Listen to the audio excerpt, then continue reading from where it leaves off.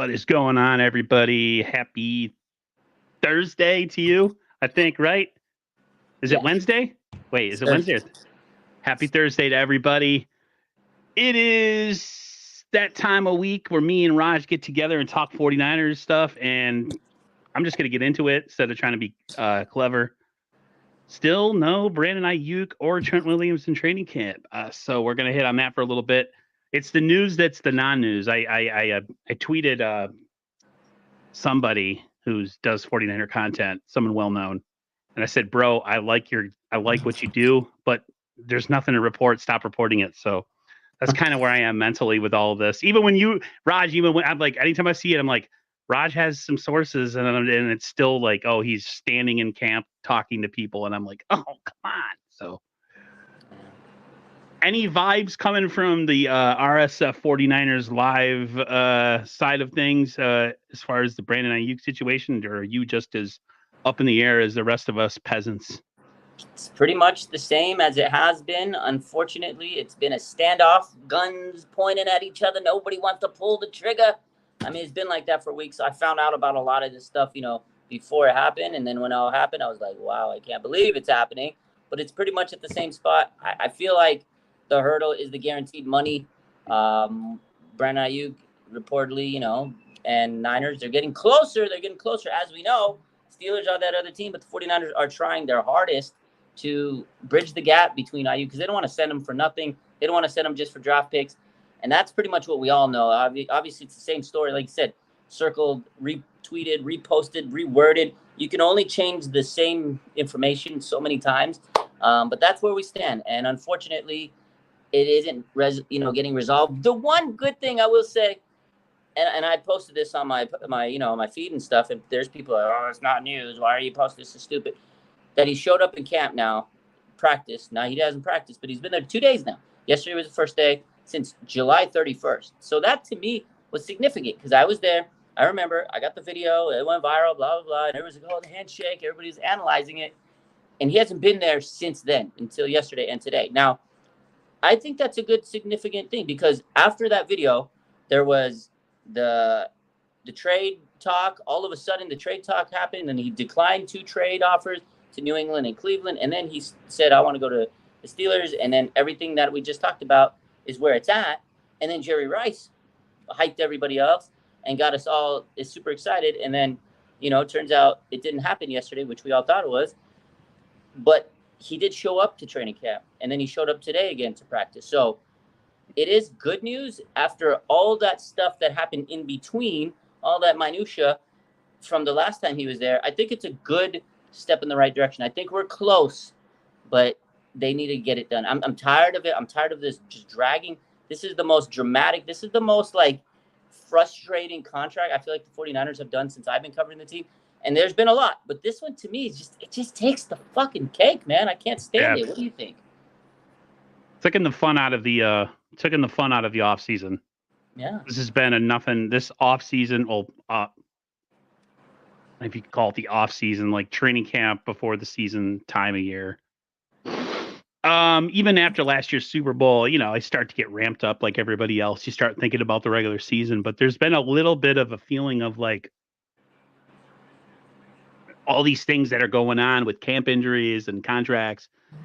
It doesn't have a real good vibe. That's 49er fans. A lot of 49er fans like myself are kind of like, this isn't a really good vibe going into 2024. Getting a 2020 kind of vibe going on right now. I'm not trying to be super negative, but it's just, I'm not the only one saying that. I think a lot of people are even a lot more dramatic about it. I just think in the end of the day, they're the better team with him than they are without him. Absolutely. They're better with them. I get it. I think we want a resolution whether he gets traded or not. I think that's at this point where everybody's at. And Throwback says it's draining. It really is draining. It's mentally stressful for us. I can imagine the team, the front office, and, Brandon Aiyuk. I'm sure it's stressful for everybody. I mean, I know, like I said, people I know that are connected to the team and stuff, they're irritated. Parag, he's been stressed out, man, because he's trying to get this done, and it's not happening. He's mentally frustrated. I'm sure Brandon Aiyuk is too. They all want a resolution. But in the end of it, when it's all done, when the dust settles, I want him to be on the Niners because I think he's better with the Niners than any other team, obviously. I think it's also good for Brock Purdy. I feel like that's his guy. That's his go-to guy. They have the connection. They have the chemistry. And I'm sure Brock can develop that with other players, Ricky Shaw, whatever. But they developed such good chemistry that it could only get better, right? You need that top receiver that you can throw to. Like, I know him and Jennings are great, but I just feel like Brandon Aiyuk and Brock Purdy, they need to be together for the development of both of those players, specifically Brock. You just need them, man. I hope they can figure it out. I think they will, but it's just dragging on. Like, we have 3 more weeks, man, and season starts. And then on top of that, Aaron, roster cuts are due soon. So, like, this kind of needs to be resolved. Like, it's not like Nick Bosa. Like, you knew if he's there, he's your top defensive end. Like, right now, there's still a lot of receivers. Who's going to get that cut? We all know Brandon Aiyuk's there and he's going to take a spot, but there's a lot of guys fighting for that spot. So I need it to get done. I said this in the early part of the offseason when they started talking about, if they were going to move him, a lot of people were like, who would you go get? Nobody really has an offer that just screams trade him. The only player that I would possibly trade him for is a lot older than him and, has been in the league a long time, and that's Devontae Adams, but that's never going to happen.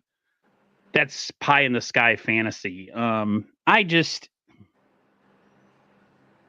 Bosa said it best when they were asking him about contracts with the 49ers. He says they're brutal. They're grueling.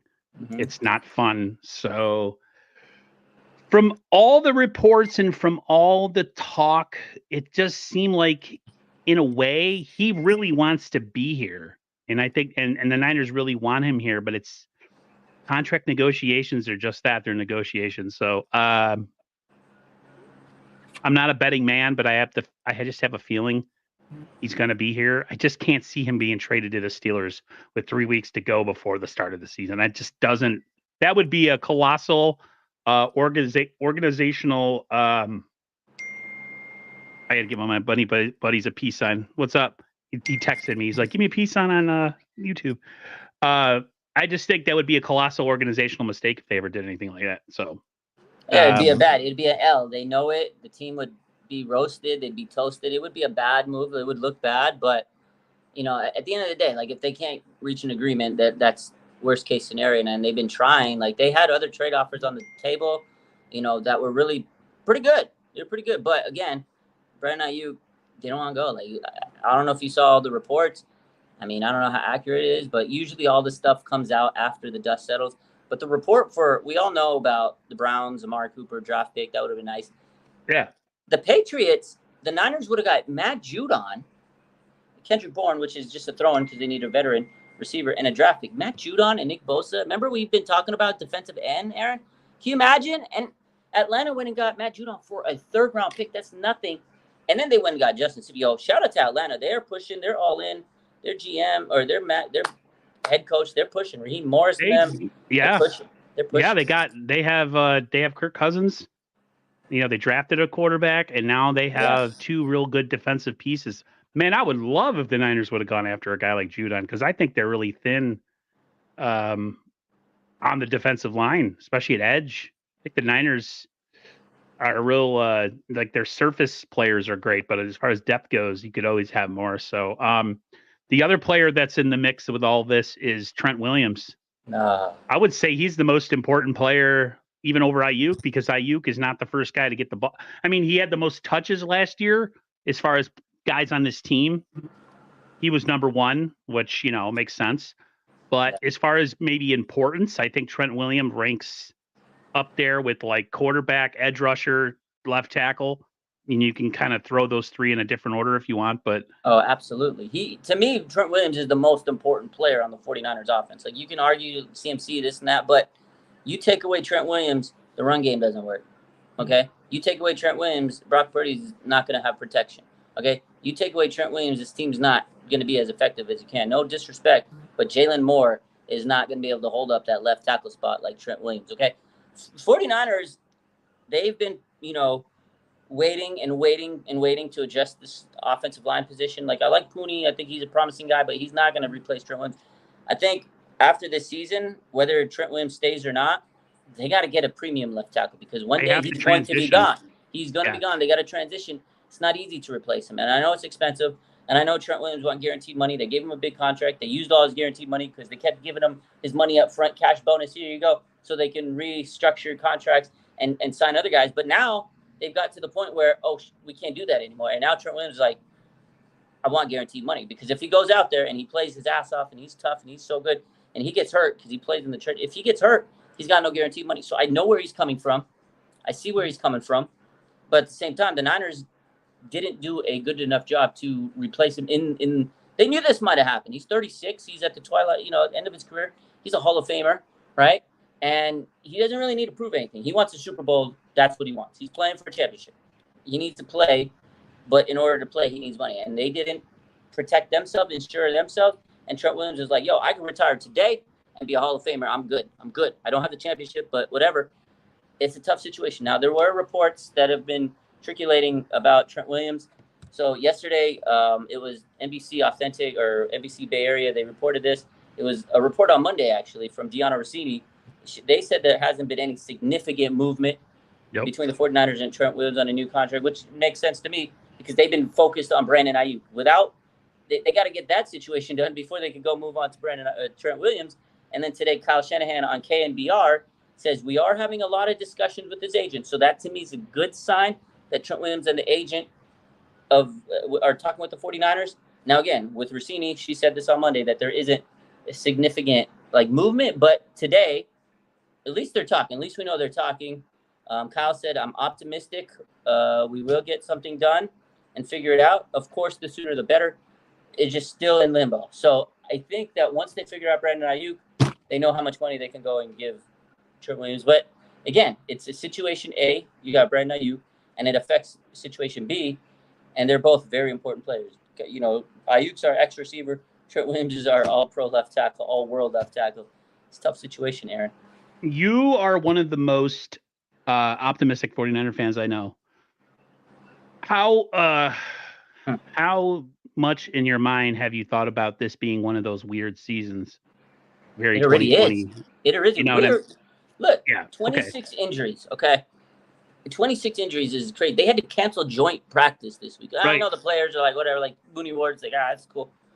Kyle likes those joint practices. He really learns a lot from those. You can get a lot instead of just looking at film. You get to see nuances and stuff like that. There's more film they can process. It's tough, man. 26 injuries. Kalia Davis was looking promising, and now his knee's cooked. Trey Jackson, knees cooked. Isaac Yiadom, who probably going to be a starter, his ankle's, not looking good, but he should be back. You got Ambry Thomas, and I know people are saying, Ambry sucks anyways, but still, he's injured. When you have 26 injuries, you need depth to make it through This is my thing. You got to make it through preseason without significant injuries so your starters are healthy. Now, if you have to start playing your starters in the preseason because you don't have enough depth, then you got problems, and those starters may get hurt. So it's a tough situation. It's a cycle. Trent Williams and Brandon Aiyuk, they're going to be rusty when they play, no matter how good you are. We saw Nick Bosa last year. He was rusty. It's a weird start. It's a tough start. I'm not going to lie to you. It is a tough start. The 49ers do have a great team, and everybody says, they're a good team. It doesn't matter. You still got to play. You still got to get through the team. If you still got to get healthy. Injuries can really ruin a season. So far, they're not like major issues, which is good. But you never know. When backups have to start coming in, if starters start getting hurt and then your backups are hurt, then you got to play the backups, you're in an issue. And that's where the 49ers are at. Those backups are now being hurt. And it is an issue. We're hoping Hufanga can come back, but we don't know how his knee's going to hold up. There's a lot of big issues. Spencer Burford broke his hand. We like Pooney, but if he's not ready, you need to have that depth. Feliciano's knee's been sore. There's a lot, 26 injuries, and it's just a weird start to the season, man. It's a weird start. I think it was either 23 or 26 players missed practice. It was 23 last week, but now they have Thursday. A total of 26, and every week they're signing new guys. That's insane. Crazy. How is that even possible? I'll put it to you like this. I was reminded by somebody who, I'm on Twitter all the time. Somebody tweeted, who the hell is the new personal trainer for this team? Because they did switch to some new person or new agency or whatever. Somebody went on to the NBA. I forgot where the guy ended up going. That is not a good look for your first year with the 49ers being their physical, whatever they call them, the trainer that takes care of all the players. As I saw that, I don't know where I saw it, but I was like, man, that guy's got to feel like garbage right now. Yeah. Like, this is ridiculous. I mean, They had me. I'm a physical therapist, so I would feel like crap knowing that, because the rehab, the therapist, whatever, the trainer, they get the blame of it's not always that their trainer's fault, but that's what happens all the time. They gotta get a new trainer. They did get a new trainer. It's always them, but there's other factors. Football is a tough sport. There's freak injuries. There's soft tissue issues. Conditioning. Who knows? There's injuries happen, but yeah, the trainers get a bad rap because the fans want every player to be healthy every game. It's just not the reality. Football is a contact sport. You're gonna get hurt. You're gonna get banged up. But the goal is to hopefully that your key starters can stay healthy. But a lot of it too is how do the players train? Like, how much do they spend on them? So we heard Tom Brady said he used to spend all this money on him to keep himself healthy, and that's why he was able to play for a long time. Russell Wilson, who never had a lot of significant injuries, he spends a lot of time in the offseason on himself so he can train. I know he's washed, but he's never really had a major injury, right? Last year was the first time he had a big injury. It was his hand or thumb or something. So, I mean, it also depends on how much the players are investing on themselves. If they're, and everybody's different. So it is a tough situation, but I don't know, man. 26 injuries to start the season. I hope we get through this rest of this preseason, 2 more games without anything, going on. Kyle's being very careful. He's held out players through practices, making sure they're not messing themselves up. We know CMC had a calf issue, but he said if it was a regular season game or a big game, he'd play. Just being cautious, Kittle, they've been very safe with him. Like, there's times where he wasn't in practice. Nick Bosa, these guys, they know they got to be careful because, this could be their last 1 or 2 years together. That's another reality of the situation. How many more years is Kittle going to play? How many more years is Debo going to be with the team? Trent Williams, we said he's 36.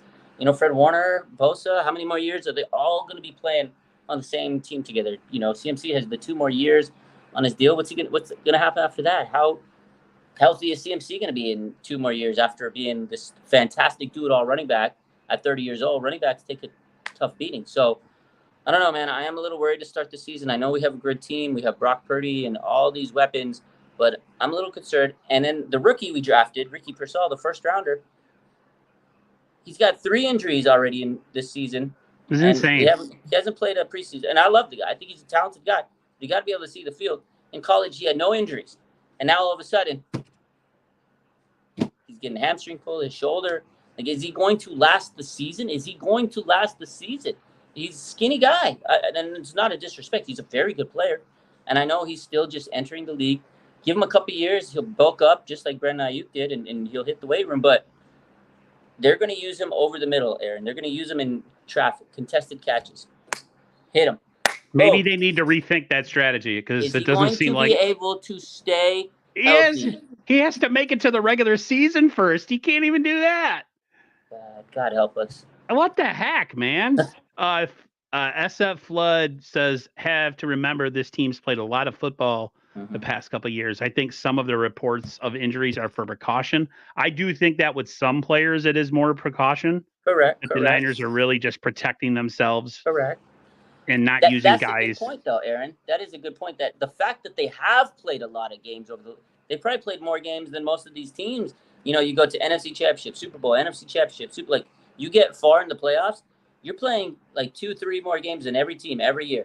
It takes a toll on you. To be great, it takes a toll on your body. Like a whole season is tough enough, and then add the playoffs, another game for multiple years. It takes a toll. And the 49ers have their average age is the oldest in the league. Now, I'm not saying they're like old fogies. Their average age is 27. I wish I was 27, but compared to the rest of the league, me too. They're older than most, right? They have a lot of veterans that, like Fred Warner, George Kittle, and Trent Williams, and they're great players, but they're not 22, 21, what I mean? So. Saying hello to everybody that's in the chat. There's a lot of you. Shout out. Channels. 49ers Throwback says, stop getting old, Aaron. I can't stop that. I'll be 45 in December. Yeah, I'm an old man. Where was it? My patients tell me, stop getting old. I just think a lot of it. I mean, think about this. You're playing till February, right? you actually have by early April, you're already in OTAs, correct? Mm-hmm. They have OTAs before the draft, and they have OTAs after the draft. Yeah. That's not a lot of time to rest for some players. And now a lot of the big time guys don't show up, and if they do, it's like minimal at best. But yeah, it's like it's mini camp, the rookies, the early, and then the veterans don't show up till like June. But it's still a lot. I mean, it's a grind of a season. They don't get a lot of time off. Then they got to still train themselves to stay in shape. But it is tough. I'm always amazed at how much these guys have to put in and work on their body. And again, obviously you got to train every day to stay in shape to be the top athletes in the world. But it's a tough position, and they don't get a break. It's like George Kittle said. I remember the quote. He says it usually every year. It's like a freight train, man. After every game, and then he says the season he just feels like trash. He told my boy, my friend usually meets up with the players at the end of the year. They party, this and that. My guy in Vegas, and he says that Kittle, man, last year he said he felt so pathetic. His body was felt like he had a train wreck. He just felt depleted. And every year he says, man, I just can't wait for the offseason so I could replenish my body, go home to Nashville, enjoy myself for a little bit, go on a vacation, and recharge. Because he says, man, my body is an absolute mess at the end of the season. So imagine, you're getting think about people like myself, or even you do physical work, being a physical therapist. And then you got people like I've worked every job you could think of physicality wise. I'm in my 40s now, but I've had 4 surgeries in 5 years, 2 on my shoulder, 2 on my knees, and I'm just a regular dude. Yeah. Now take that and put it into an athlete's body who plays a train wreck game like hockey or football. I feel pathetic. Oh, there were times back in the years before I got surgery where I would ice down my whole body like an athlete. I'd have ice on my knee, ice on my shoulder, heat on my back. I mean, it was insane. And this is just, like I said, normal, what they call blue collar person who goes to work. Just normal wear and tear. Not an athlete. That's insane. Yeah. What about, I want to talk about I saw your quote right before we started the stream. It says starters will play about a series or 2. Would you really expect anything more than that? I don't want to see anybody play. I don't want to see. I don't even want to see him out there to begin with. But you got to get the ring rust off of him. You got to get the rust. You got to get the timing down. You got to get out there, get your, your conditioning going, get in game shape, you got to get in game mode. So I got to get it mentally. You got to get your head right. So it is good that the starters are going to be there. I just hope that they get in, get out, don't get hurt. Go put in Josh Dobbs. Go put in Brandon Allen. Go put in the backups. Like that. That's what I care. But it is going to be nice to see Brock Purdy here and there, stuff. So if you're going to the game, because it is a home game for the Niners, it'll be cool to see, Brock and the boys, for a drive or 2. But nothing more than that. Please, nothing more than that. And that, yeah. I mean, again, it's nice to see them, especially since it's a home game. But for the love of God, get them out of Dodge while you can. What's going on? Hey, Peter Parker. Hey, guys, this is a new sideline hat. No, I don't have a hat deal. I just wanted to show it to you. I wish I had a hat deal like some people. Raj. Residency. I got a lot of deals this year. Shout out to all my sponsors, Gold Bar Whiskey. You deserve it. Residency, you're freaking awesome. You're awesome. The Plex, Fresh Society, Sleeper, NFL. What else? We got Tick Pick. We got a lot this year. This isn't even on my topics, but I got to ask you, have you touched Madden yet? Not yet, man. I'm not liking it this year. Probably tonight. I'll play tonight. I was working. Actually, today, it's funny because I was playing NCAA this morning. I was supposed to be working, but I got all my work done. And then I played NCAA. Then I had to go see patients, and then I had meetings. So I'll play tonight. I don't know, man. Either I'm getting slower in my old age, or video games are just too fast for me. But I don't know. Madden, I've always liked NCAA more than Madden. Madden, I feel like this year's just copy paste. It's the same game. It's cool. Paste. It's cool that CMC's on it, but yeah, they have 3 separate announced teams. Oh. They have what is that? They have forgot. They have the tight end who used to play for the Panthers. They have him and another guy. Then they have the normal crew, and then they have Kate Scott, who used to be part of Bay Area. I think it was not 95.7 the game, but she was on with Larry Krueger and the other guy. KNBR? KNBR. Yeah, she sounds horrible. It's horrendous. You have 3 teams you could choose from for the last one. It's the Nickelodeon team, the team that does the Nickelodeon games. Is that the one you use? No, I listened to it on someone's YouTube channel, and they said it was the worst thing they've ever heard in their entire life. So bad. It sounded like a little kid calling a football game. Like, yeah. That's funny. I want to ask you something about the 49ers. I brought this up a little bit ago when we first started, but how are you feeling about the edge position? Do you think the Niners do anything they seem really light at the edge.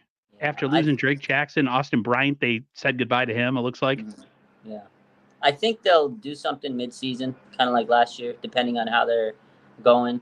You know, they brought in Chase Young. They brought in, who's the other guy they got? Who they signed last year? What was his name? The dude from the Broncos, Cowboys. Why can't I think of his name? Yeah, Randy Gregory. Randy Gregory, thank you for that. Randy Gregory and Chase Young, they did in the middle of the season. I'm almost certain they will because they're going to need it because they are light. Like, we all know Bosa's coming for blood. He's going to be great. You can't do everything. You got Leonard Floyd. I'm excited about that. I think he'll be good on the other side. I think he'll be the best guy on the opposite side of Bosa that he's had. You know, we all wish D Ford would have been that guy, but couldn't stay healthy. I think Floyd and Bosa will be good. But after them, you know, when they're rotated out, you know, Robert Beal, he hasn't proven anything. Yetur Gross-Matos, he's more of a tweener edge. You know, he's going to set the edge for the run. I don't know. I don't think he's much of a pass rusher. And then you have, who else do you have? So that's pretty much it. You have the 2 defensive tackles that we got in free agency. You got Malik Collins. And yeah, I'm not worried about. Yeah, you got the interior alignment, but I'm talking about edge, like straight edge. There's really nobody. Yeah, they're Leonard super Floyd, light. You got Leonard Floyd, Nick Bosa. You got Robert Beal and Yetur Gross-Matos, who's kind of in between. He's gonna be like Charles Omenihu, where he kind of went in and out, slide in and out. You know, that's kind of where we're at with that position. So I wouldn't be surprised if they brought in someone, because you're right, they're very light in that position. Yeah, they're gonna need something because you want to make sure that Leonard Floyd and Nick Bosa stay healthy. Got to get them some help out there. What's your thoughts on? I wish we could have got Matt Judon now that I know it was only for a 3rd rounder. What's your thoughts on Nick Williams, 12-year vet, being brought in after the Kalia Davis injury? What a disappointment. Kalia Davis was having a hell of a preseason game. Damn it.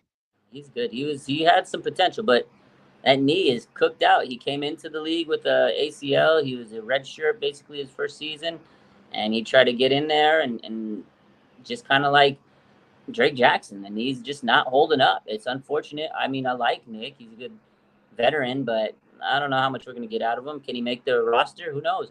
You know, you got the guys you mentioned, Malik Collins and Jordan Elliott. They'll be up there. You got Yetur Gross-Matos.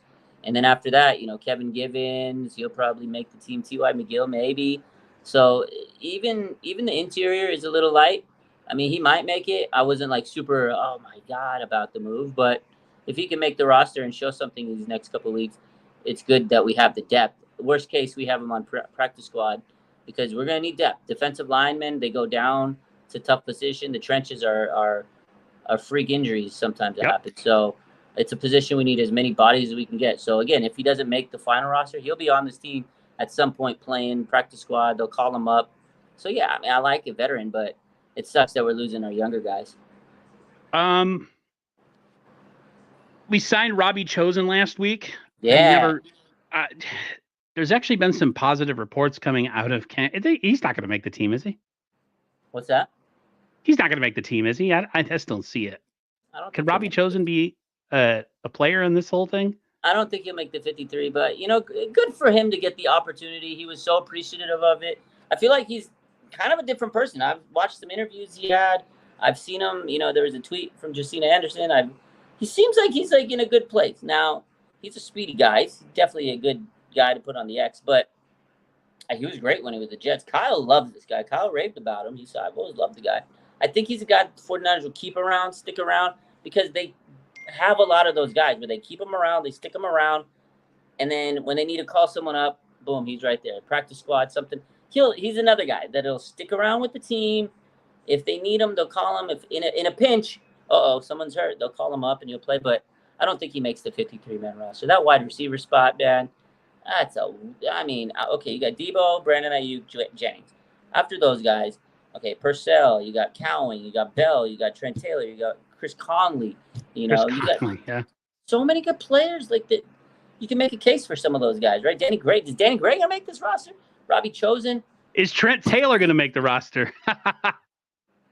I think so. Return man. You really believe Trent Taylor's gonna make the roster? I've been saying it. You know what? I have to stand on business. I've said it all off season, so I can't say no. He's gonna make. Can't back down. Yeah. Making his team. He's making a team because he's George Kittle's best friend. George Kittle's going to take his jersey off, go into the office. Kyle, I'm taking my jersey off this is for Trent Taylor. You ever watch the movie Rudy? Yep. And then everybody's going to walk in. This is for Trent. This is for Trent. And that never really happened. Joe Montana said it never really happened. It's going to happen. And then there's going to be a game where Trent Taylor gets in the game and they're going to be like, Trent. Then the fans, Trent. And he's going to come in the game, and he's going to feel the punt, and he's going to fumble it. He's going to fumble it, no! Let's talk about the special teams. I don't know. Did you watch I watched that preseason game, and that was bad. Somebody tweeted, and I thought it was funny. Somebody said the 49ers are in mid-season form right now with special teams, the way that they were playing. Oh, God, it was so bad that also, too, I still think they're trying to learn the new kickoffs and be ready. But the Niners and special teams just don't mix, man. They just don't mix. It was bad. I was like, one of the things I tweeted that game, I was like, oh, God. I was like, special teams, ... And that tweet blew up. Everybody was commenting. I was like, oh, God. Yeah, their special teams need some work. But that's why it's preseason. That's what you practice. And you hopefully can get it better. But special teams has really cost them a lot of games here and there over the last couple of years. It's not a good situation to have, but hopefully they can fix it. They pride themselves. They go and get they sign special team aces like George Odom. They go and get guys that are specifically good just in special teams, and they still mess up. So it's crazy. Even the Super Bowl, remember the muff? There's so many instances where this special teams has screwed them. We all know Kyle Williams. I know that name's taboo. That happened so many times. Special teams, Aaron, has spurned this team. And you're right, mid-season form. Yeah, I've been seeing, and it's funny that you say that because I don't know what it is with people who like to tweet Super Bowl videos or NFC Championship videos. I don't know if someone's been reading my mind or some sort of voodoo going around, but I've been getting Kyle Williams stuff on my feed on Twitter. And then I had the feed of the end of the Super Bowl at the last second where they threw the touchdown this past Super Bowl. And I'm like, well, who's doing this to me? What's happening? Somebody's got a voodoo doll of me. And every time I have something in my mind, we talk about it. It comes to fruition on Twitter. I think Terradome is being facetious when he says that he likes our punter because he was dog doo-doo in that game last week. The punter we got from the Steelers was nice, actually, bro. Okay, well, the couple punts that I saw were actually pretty bad. Okay. The brother punter, baby, the punter from another mother, baby. That guy was. We might have a punter controversy. You think so? Low key was good with. I thought the punter was good. I didn't think the problem wasn't the punter. The problem was everything else in special teams. I felt the guy they signed from the Steelers was actually not bad. I don't think he was horrible. I mean, he might have had a kick or two that wasn't great. I thought he was pretty good. I liked him. You watched a lot of training camps, so I'm going to ask you this question: Is JP Mason running back number 2? Absolutely, no doubt. Shadow, he's the guy. They've been using him as, receiver out of the backfield. His blocking got better. He was just making amazing runs. He looked so good. And then last week in the preseason, he drove him down the field, got a tutty behind, the Pooney push. I liked what I saw there. But Jordan Mason, Pooney push, and Mason's healthy. He's a hard worker. The guy came from being an undrafted guy. He fucking works hard, man. So yeah, absolutely, JP Mason, RB Deuce, man. I saw him every day at training camp, and he crushed it every day. He was good. He was good, man. I really like what I've seen.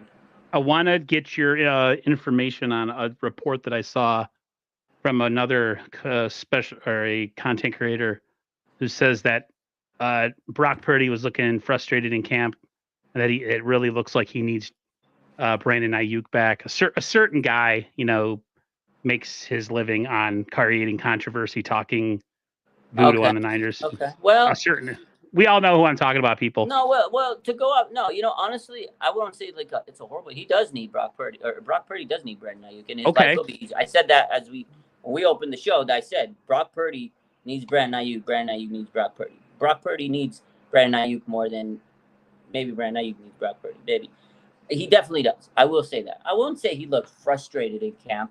I don't think he looked like frustrated. Nick Wright Jr. Yeah, I don't think he looked like, oh my God. Another bird face weirdo. Yeah. Exactly. I mean, if you look at Purdy, he's had some really good moments. It's like what Purdy said. He says he was doing things that he normally wouldn't do in a game. That's what you do. You experiment. It's practice. That's where you can go and try things. And if it doesn't work, we ain't doing that in the game. But you can try to make sure you fit things into certain windows here and there that maybe you wouldn't in a regular game. And you see if your game has, elevated in that area. But honestly, I definitely do think he needs Brandon Aiyuk moving forward, because I think it'll make him a better player. He's that X guy. He's the guy that can run the routes. He's the guy that can go run and get those deep passes and stuff. And there's no discredit to anybody on the team. Is Deebo Samuel is not I'm going to go run down 20 yards down the field and catch it. Deebo's the guy that you give me the ball 5-10 yards out the field, slant and go, and then nobody's catching me. Deebo's captain crosser or captain. Yeah, crosser, slant, wide receiver screen, bubble screen, jet screen, whatever, jet sweep. That's the type of guy that you want the ball in his hands immediately, and then he's shifty. He turns into another guy. He's like a running back once the ball's in his hand, and then he takes off. Like, he has a fantastic game, but he's not the guy that if you put him outside, man on man, try to, beat the, a guy like Sauce Gardner and dust it. He's not going to do that. Brandon Aiyuk does that. He can live on an island, and you need that type of receiver in your offense. So it's not a bad thing to say that, Brandon Aiyuk and Brock Purdy needs Brandon Aiyuk, but I wouldn't say that Brock looked frustrated in camp. He looked okay. He looked like he was just trying things here and there that, he wouldn't do in a game. And you got to remember, the 49ers have a fabulous defense. You have guys like Fred Warner and Diamo Lenore, who's really going to break out this year, and Jair Brown and, Nick Bosa, all these guys, and Mooney Ward, they're really good. So people got to realize if Brock Purdy's throwing interceptions in this practice or whatever, he's playing against one of the best defenses. You kind of want that, because that means you want to see a little bit from each side. You don't want to have one side dominant. Both sides. That there's going to be times where the offense cooks. There's going to be times where the defense cooks. That's football. You can't have one side dominating or the other side that's getting dominated sucks. So that's why this team is good, because they have a good defense. So I wasn't worried, but I will say he does need Brandon Aiyuk. Yeah, 100%. What's your take on the quarterback room? I've been pleasantly surprised. Yeah, it's a good quarterback room. What's that? I think it's a good quarterback room. We all know Brock's going to get even better this year. No injury had to worry about. He seems really poised. He seems really confident. I like Brandon Allen as a backup. He understands the offense. He can come right in and pick it up. I mean, he's not going to be Brock Purdy, but we all understand that he knows the system, and that's what you want out of a backup. If anything happens, you want a guy that can come in and run it and not be afraid and understand the concepts and the plays. I mean, he's not going to be a world beater, but he can come in and you'll be confident he can run it.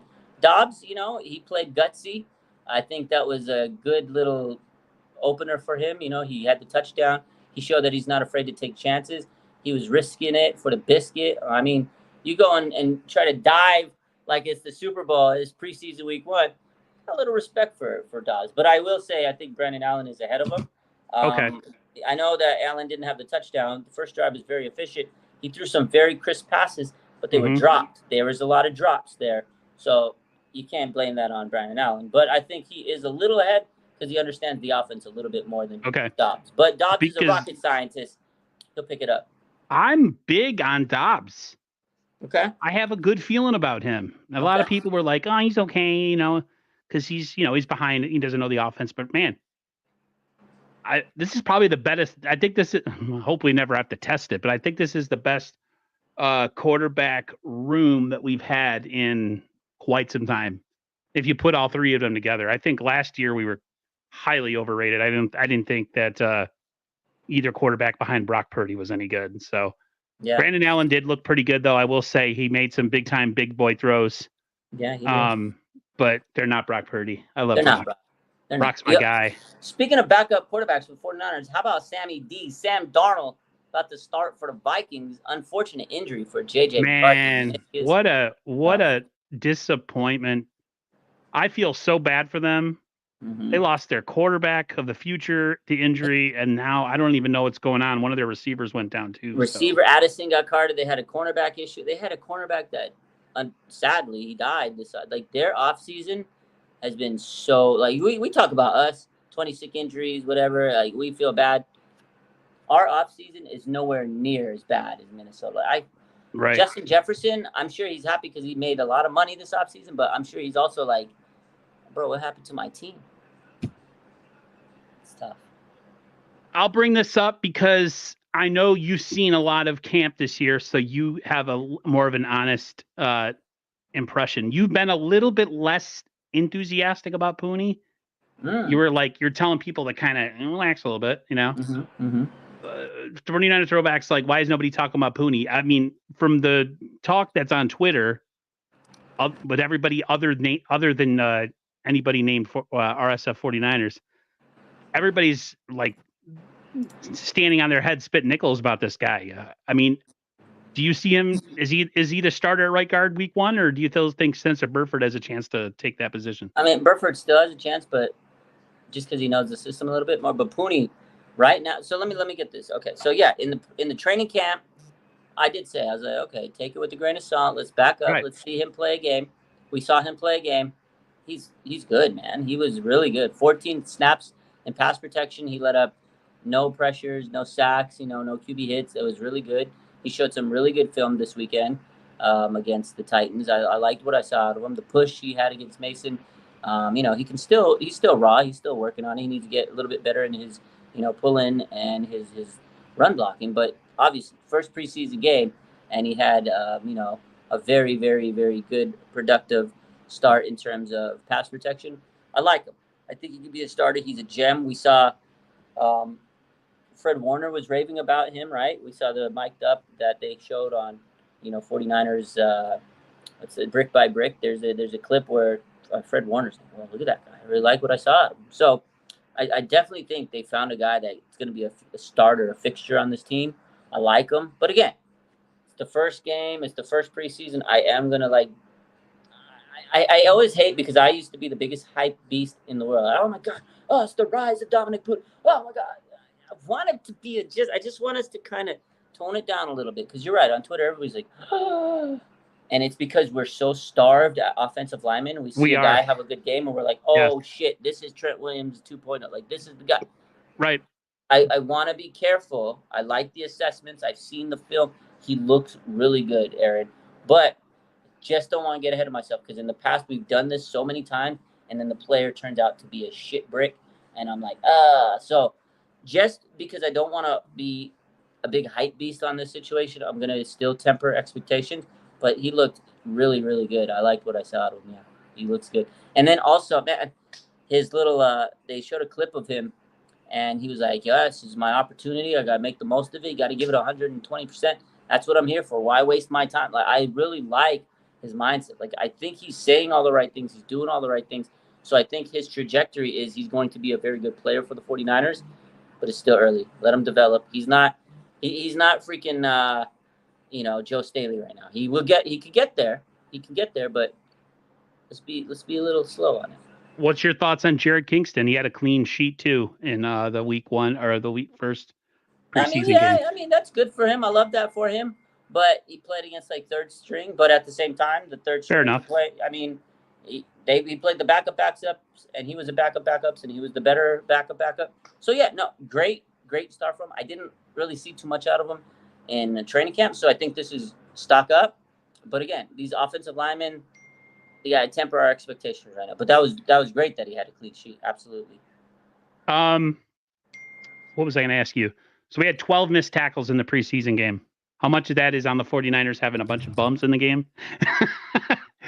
Or backups, excuse me, not bums. And how much is that is a concern of yours? Because 12 missed tackles, a couple of them from D Winters. Mm-hmm. We all saw the nice cleanup that D Winters had at the goal line. And then we also saw the Mustafa, I don't even know how to call his name. Malik Mustafa. Malik Mustafa. All they're talking about is they're so sure that he's going to be a star. They're like, he needs to change his number, Yeah. Like, well, see, yeah, that's the thing. Like these guys, they had great play, and I love what I saw at D Winters. Great instinct.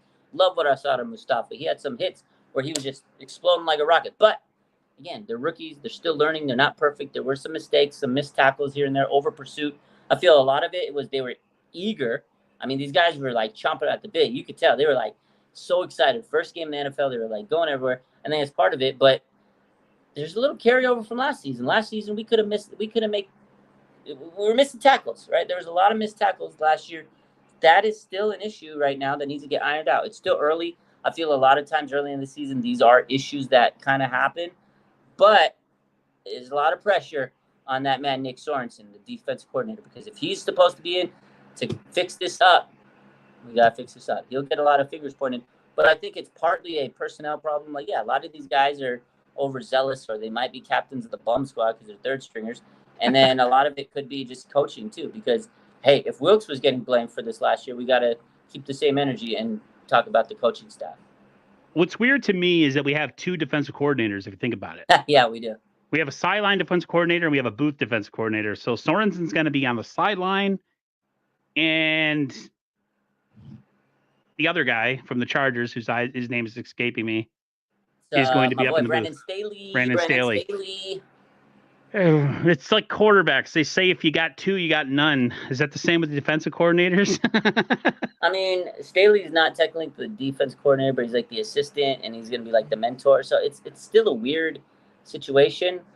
But I think it's because Nick Sorensen has never been a DC or, a big like coordinator. So they're trying to make it easy, kind of ease him in a little bit. So it's going to be like a duo. I don't know. It is weird. I think it could work. I think Brandon Staley is respected by the players. Like Diamond Lenore speaks highly of him. Some of the other players have. I mean, he wasn't a good head coach, obviously, but he's been a good coordinator. So maybe his philosophies are going to be implemented. I think Sorensen, he's been with the team. He's kind of worked his way up through the league. He's been a player in the NFL for a long time, so he knows the game. But maybe two heads in this position is better than one. I don't know. But I will say this. I think they do respect these guys. I don't know if you caught any of Diamond Lenore and his interview with Richard Sherman today on the Richard Sherman podcast. I haven't. I got to go watch Diamond that. Lenore, he basically said, like, if Steve Wilkes would have played me in the nickel, we would have won Super Bowl. But he didn't want to, like, he didn't want to, like, step on the coach's toes because that's not his mentality. And then Richard Sherman told him, he goes, look, man, I'm an old guy. I'm a veteran. I'm going to tell you this right now, man. He goes, I know you're still coming up in the league. He goes, if you ever have any issues, Demo, he goes, go talk to Kyle. I was like, oh, it was a juicy little tidbit. Yeah. So check it out. It's on Twitter. Go Richard talk to Sherman. Kyle, as in like Kyle, do something about it. Yeah. Go to he basically said, like, yo, in that situation, if you would have talked to Kyle, he would have fixed the situation. Because Kyle was not in love with him at the end of that game. No, dude, and that's the thing. They lost that game, and immediately he was fired. He was like, and you could see he was like, there's a video of him on Twitter. He was like screaming at him. Remember that video came out? He was yelling at him. And Lenore basically said, like, I studied the film. I know if I played nickel, I would have taken away certain angles. I would have shut down certain routes. Because he said, Lenore, and he was right. He said they didn't have a receiver on the perimeter, like on the outside, that could do any damage. So he was wasting his time on the outside. He says you needed to go inside the nickel and play that slot to take away their intermediate avenues in the middle. That's really where the Chiefs beat the 49ers, over the middle, right? Kittle or Kelsey and drag routes over the middle. And Demo says, I would have been able to take that away. So I was like, well, I found that very interesting. And basically he said, this is what Wilkes wanted me at. I'm not going to question the coach because that's not my MO. But then Richard Sherman said, next time go tell Kyle. Like, tell Kyle, fuck Steve Wilkes, I want to play on the inside. Like, I was like, ooh, a little spicy there. That's interesting. I don't usually like revisionist history because I feel like it's pointless to bring it up. But yeah, my brother's he watches football. He's a Dolphins fan. He said your defense lost you that Super Bowl. I'm like 100%. And that's what we lost because of our defense. He made a good point. Like, check that go watch the whole podcast. But if you only watch that segment, it's really interesting. I think I posted it on my YouTube, but it's on Twitter.